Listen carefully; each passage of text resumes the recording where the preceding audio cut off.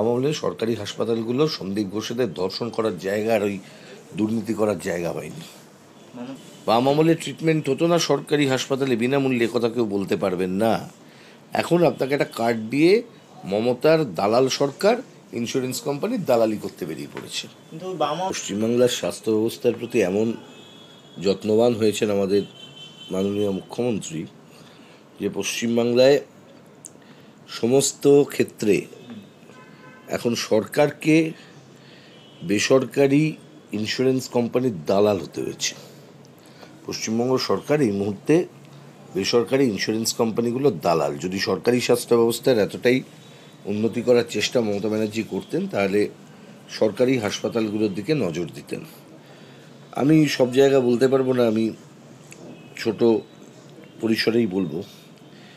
আপনি যদি খোঁজ নেন বিভিন্ন জেলাগুলোতে সরকারি হাসপাতাল যেগুলি আছে এগুলোর পরিকাঠামো, বাম আমলের পরিকাঠামো আর আজকের পরিকাঠামোর মধ্যে যদি আপনি ফারাক খোঁজেন তাহলে স্পষ্ট হয়ে যাবে। আজকের পরিকাঠামোটা এই 13 বছরটাকে কনসিডার করে আমি বলছি, এই সময়কালে ভয়ঙ্করভাবে এই সমস্ত ক্ষেত্রটাকে নষ্ট করা হয়েছে।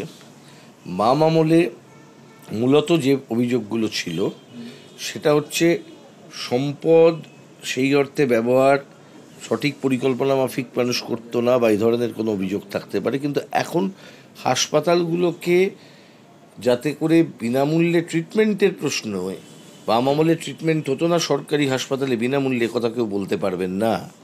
এখন আপনাকে একটা কার্ড দিয়ে মমতার দালাল সরকার ইন্স্যুরেন্স কোম্পানির দালালি করতে বেরিয়ে পড়েছে। কিন্তু বাম আমলে কি কোনো কাজই হতো না, গ্রামের কোনো স্বাস্থ্য পরিষেবা ছিল না, এই ভাটের কথা শুনে কোনো লাভ আছে? ব্লক প্রাইমারি হেলথ সেন্টার, তার উপরে গিয়ে আমরা দেখেছি যে ব্লকের পরে জেলা এবং তারপরে গিয়ে মেডিকেল কলেজ হসপিটাল, এই ত্রিস্তরীয় স্বাস্থ্য ব্যবস্থা কে ইন্ট্রোডিউস করালো? কোথা থেকে শিখলেন মমতা ব্যানার্জি? স্বাস্থ্য পরিকাঠামো বাম আমলে 70% মানুষ সরকারি হাসপাতালে ট্রিটমেন্টের জন্য যেতেন। বাম আমলে সরকারি হাসপাতালগুলো সন্দীপ ঘোষেদের ধর্ষণ করার জায়গা আর ওই দুর্নীতি করার জায়গা হয়নি। মমতা বন্দ্যোপাধ্যায় স্বাস্থ্য দপ্তর নিজের হাতে নেওয়ার পিছনের কারণও বলছেন এটা, যে আমার জানার দরকার নেই উনি স্বাস্থ্য দপ্তর কী কারণ নিয়েছেন, আই এম নট ইন্টারেস্টেড। উনি স্বাস্থ্যমন্ত্রী, উনি কাজ করবেন। উনি কেন স্বাস্থ্য দপ্তর নিয়েছেন, কেন সামলাতে পারছেন না, সামলালে কি উল্টে দেবেন, আই এম নট ইন্টারেস্টেড। ডাক্তারদের ক্ষেত্রে আমরা দেখলাম 10,000 থেকে 15,000 টাকা অবধি বেতন বৃদ্ধি করা। ডাক্তারদের যে দাবিগুলো ছিল সেগুলো আগে মানুক, তারপর এগুলো নিয়ে বলবেন। বলছি ডাক্তারদের মুখ বন্ধ করার জন্য কি একটা সান্ত্বনা দেওয়ার জন্য? আমি ডাক্তারদের এত ছোট করে দেখতে চাই না। মমতা ব্যানার্জি মনে করতে পারেন সবাই ওর চাকর বাকর, কিন্তু আমি পশ্চিমবঙ্গের ডাক্তারদেরকে এইভাবে ছোট করে দেখতে পারবো না।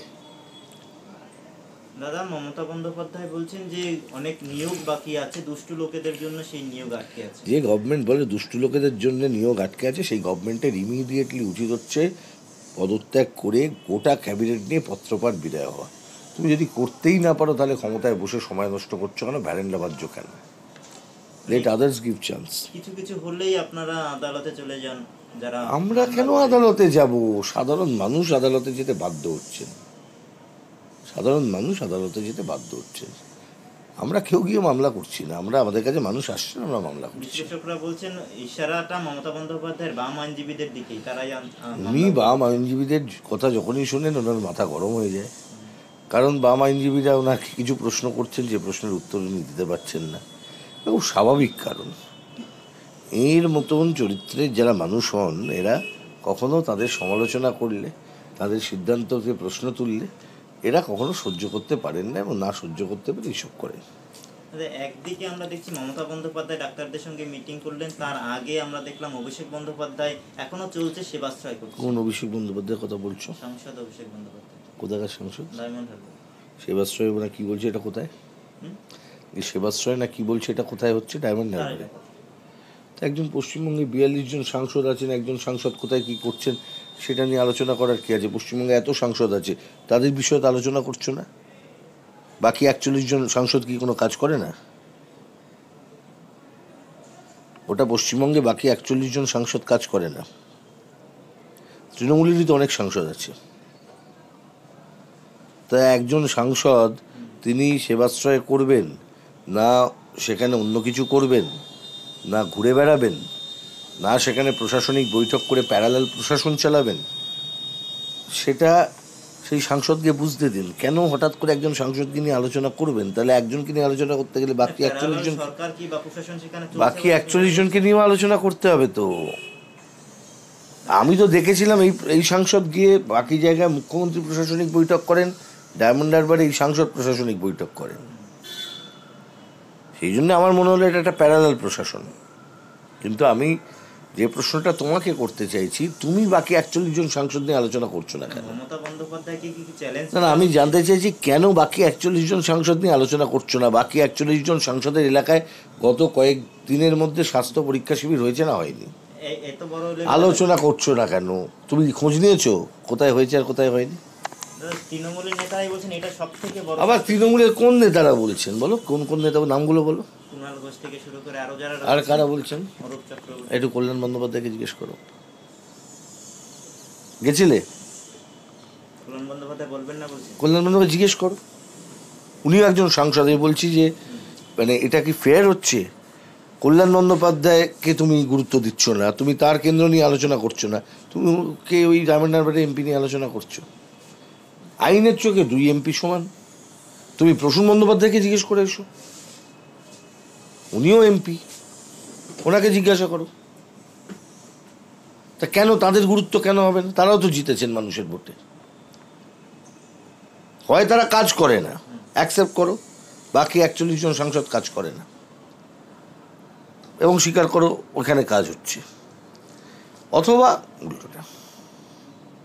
অভিষেক বন্দ্যোপাধ্যায় কি বেশি গুরুত্ব দেওয়া হয়ে যাচ্ছে বলছেন? আমি কেন গুরুত্ব দেবো? তোমরাই তো প্রশ্ন করছো বারবার করে। তুমি যদি আমাকে বলতে দেখো ডায়মন্ড হারবার এই হয়েছে, কলকাতা ওই আমাদের বসিরহাটে এই হয়েছে, হাওড়া এই হয়েছে, হুগলিতে এই হয়েছে, শ্রীরামপুরে এই হয়েছে, অন্যরকমভাবে ব্যাপারটা নিতাম। যাদবপুরে মিমি চক্রবর্তী, কী নাম আমাদের, সায়নী, উনিও কাজ করছেন, উনিও এমপি। তো শুধু একজনকে নিয়ে গুরুত্ব, বাকিরা কি মানে সব মানে জলে ভেসে এসছে নাকি বানের জলে?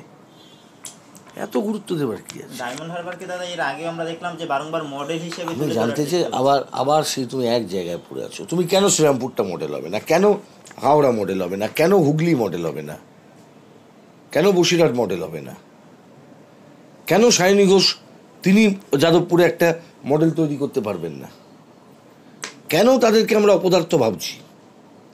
যখনই আমি বলছি ওখানে কাজ হচ্ছে, আমি assuming all of them are useless, একমাত্র ওখানেই কাজ হচ্ছে। কেন? আমার প্রশ্ন, সাদা মনে কাদা নেই, তাই প্রশ্ন করলাম। তুমি দেখো, আপনার কি মনে হয় যে কি হতে পারে এর কারণ? আমার মনে হওয়ার কিছু নেই। আমি কেন মনে করবো বলো তো? আমি ডায়মন্ড হারবার লোকসভা কেন্দ্রের ভোটার নই। সেখানে কি হচ্ছে আমি সেটা ভাববো কেন? আমি তো বলছি যে অন্য কেন্দ্রের সাংসদরাও কাজ করছেন, তাদের একটু ইভ্যালুয়েশন করো। আর নয় বলো সব অপদার্থ, একমাত্র পদার্থ হচ্ছে ওখানে আছে। দাদা, মমতা বন্দ্যোপাধ্যায়ের আজকের মিটিংয়ে তিনি আরজিকরের প্রসঙ্গ টেনেছেন এবং তিনি যে বিচার চেয়েছিলেন সেই কথা আর একবার মনে করিয়ে দিলেন। বিচার চান, উনি ফাঁসি চেয়েছিলেন। ফাঁসি চাওয়ার বিচার চাওয়ার মধ্যে একটা পার্থক্য আছে, আমিও একটু ওনাকে মনে করিয়ে দিলাম। ঠিক আছে। সিবিআই শিয়ালদা কোর্টে তাদের অগ্রগতির আপডেট জানিয়েছে এবং সেখানে অভিজিৎ বাবুর যে সিনিয়র রয়েছে, আনুক, সিবিআই করুক, বক্তৃতা করে কোনো লাভ হবে না। Let's do something. মানুষ এই তদন্তকারী সংস্থাগুলির উপর ভরসা হারিয়ে ফেলেছে। We have to do something to restore the confidence of the people over these investigating agencies.